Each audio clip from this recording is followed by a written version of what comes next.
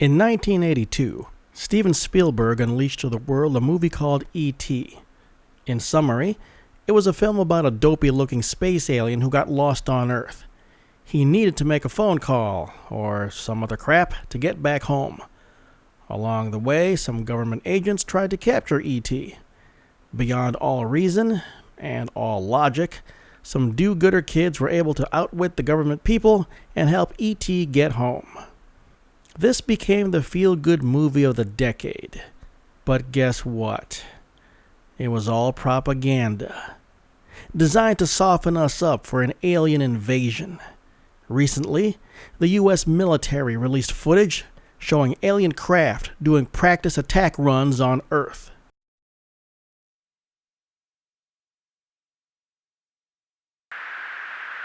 There's a whole fleet of them. Look on the ASA.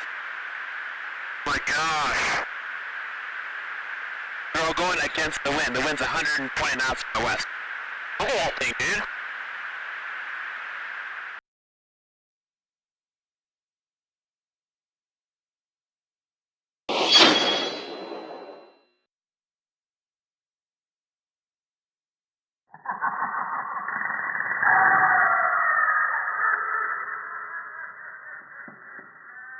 So, are you prepared for an alien invasion? No, of course not. You watched E.T. and got all mush-brained. You got reprogrammed into thinking that space aliens, while horribly ugly and deformed, are nonetheless just harmless space gnomes. Now, you're ripe for the picking.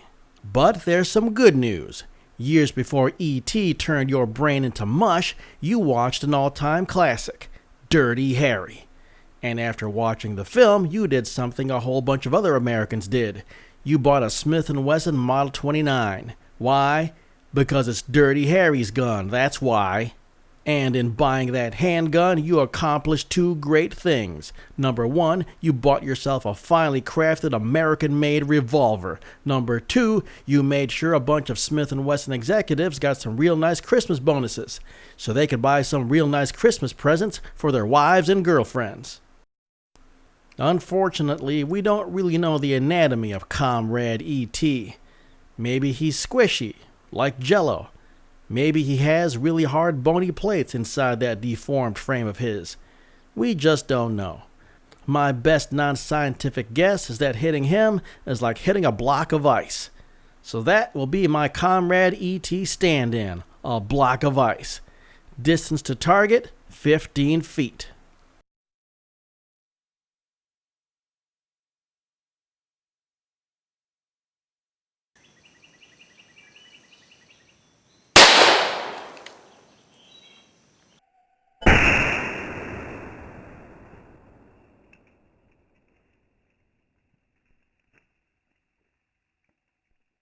Okay, pretty interesting result. I was expecting things to be a little more explosive, but not today. Might be a little difficult to see, but there is the entrance wound right there. It bulged out the ice and the plastic right there. And there's the exit wound. Would this be a kill shot, though, on Comrade E.T.? Oh, it would hurt him quite a bit. I don't know if it would be a kill shot, though, so we're gonna hit him again.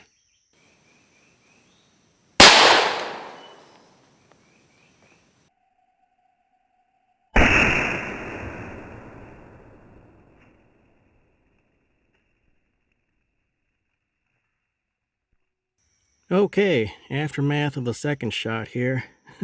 Forgive me if you hear me breathing kind of heavy. It is hot out here.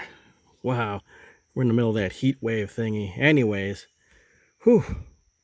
Okay, so I put the shot actually pretty close to the first one. So there's the exit wound, got a little bit bigger. And of course the rupture in the side got a little bit bigger as well. No explosive effect though. That's a little disappointing. But then again, this is mostly ice. There's no water.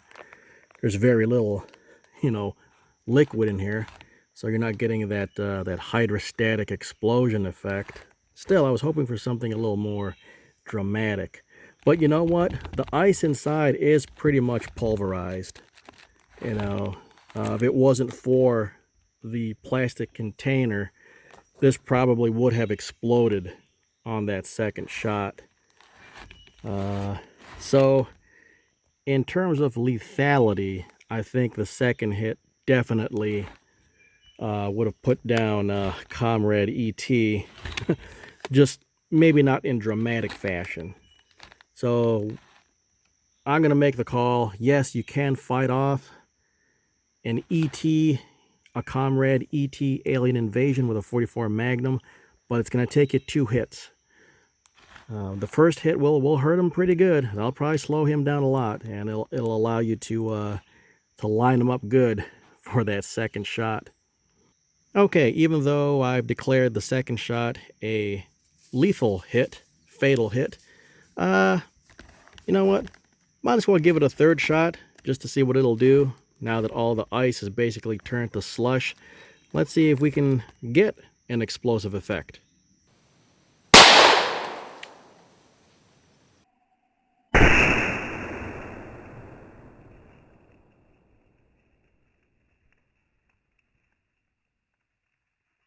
Well, sadly, no explosive effect, and to be honest, I don't think there's any reason to keep shooting this.